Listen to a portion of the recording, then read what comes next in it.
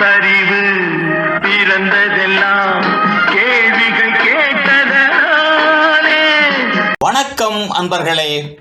தகவல் சாளரம் வழங்கும் அறிவியல் உண்மைகள் சயின்டிபிக் ஃபேக்ட்ஸ் காணொளி தொடருக்கு தங்களை அன்புடன் அழைக்கின்றேன். உடலினை தானம் செய், வளரும் வாழட்டும். உடலினை தானம் செய். உடலின் உறுப்புகளை மாற்றும் அற்புதமான அறிவியல்.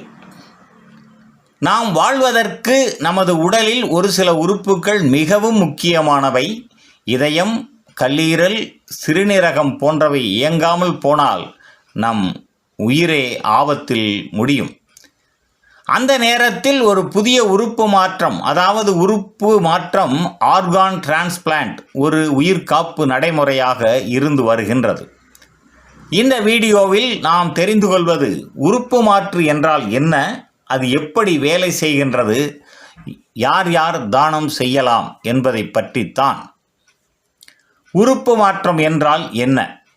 உறுப்பு மாற்றம் என்பது ஒரு நோயாளியின் செயல் இழந்த உறுப்பை சரி செய்வதற்காக மற்றொரு நலமுடன் இருக்கின்ற நபரின் உறுப்பின் மூலமாக மாற்றம் செய்யும் ஒரு மருத்துவ செயல்முறை ஆகும். இது நோயாளிக்கு புதிய வாழ்வை வழங்கும் ஒரு அறிவியல் அற்புதம்.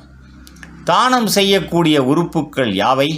தானமாக மாற்றக்கூடிய உறுப்புகள் இதயம், சிறுநீரகம், கல்லீரல், நுரையீரல், கண்கள் கார்னியா பகுதி, வயிற்று குடல் பகுதி.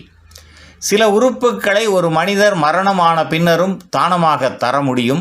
சிலவற்றை வாழ்ந்து கொண்டிருக்கும் நபர்களும் தானமாக கொடுக்க முடியும்.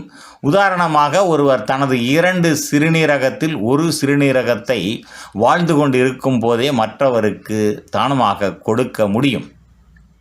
உறுப்புகளை மாற்றும் செயல்முறை எப்படி நடக்கின்றது?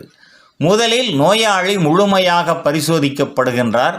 அதற்கு ஏற்ற தானம் கொடுப்பவர் தேடப்படுகிறார். இந்த இருவரும் பிளட் குரூப், டிஷ்யூ கம்பேட்டிபிலிட்டி போன்றவற்றில் பொருந்த வேண்டியது அவசியமாகின்றது. தானதாரரிடமிருந்து உறுப்புகள் எடுத்து பத்திரமாக பாதுகாக்கப்படுகின்றன. அதனை பின்னர் அறுவை சிகிச்சை மூலம் நோயாளிக்கு இணைக்கப்படுகின்றது. மாற்றம் ஆன பிறகு நோயாளி இம்யூன் சிஸ்டம் புதிய உறுப்பை தள்ளிக்கொள்வதை தடுக்கும் மருந்துகளை வாழ்நாள் வரை எடுத்துக்கொள்ள வேண்டி இருக்கின்றது. எதற்காக உறுப்பு தானம் முக்கியம்? ஒவ்வொரு ஆண்டும் ஆயிரக்கணக்கானோர் உறுப்புகள் கிடைக்காமல் உயிர் இழக்கின்றார்கள். ஒரு தானதாரர் 7 பேர் வரை உயிரை காக்க முடியும். உறுப்பு தானம் என்பது மனித நேயத்தின் உச்ச நிலை. உறுப்பு தானத்தை எப்படி ஒப்புக்கொள்வது? இந்தியாவில் ஒருவர் ஆர்கான் டோனர் என பதிவு செய்து கொள்ளலாம். அவரின் இறப்பிற்கு பிறகு அவரது உறவினர்கள் அனுமதியுடன் அவருடைய உறுப்புகள் மாற்றப்படும். இது ஒரு சட்டபூர்வமான மரியாதை மிகுந்த செயல்முறை ஆகும். நினைவில் கொள்ளுங்கள், உறுப்பு தானம் என்பது உயிரை தானம் கொடுப்பது.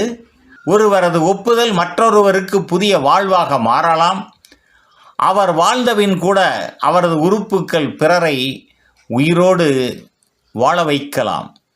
நிறைவாக, உறுப்பு மாற்றம் என்பது தற்காலிக சிகிச்சை அல்ல, அது வாழ்க்கையை மீட்டு தரும் தீர்வாகும். ஒரு உறுப்பு தானம் மூலமாக ஒரு குடும்பத்தில் மீண்டும் நம்பிக்கை பிறக்கின்றது.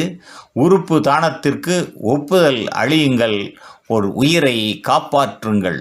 நன்று நண்பர்களே. தகவல் சாளரம் வழங்கும் அறிவியல் உண்மைகள் தொடரின் பெரிதொரு காணொளியில் மீண்டும் சந்திப்போம். நன்றி, வணக்கம்.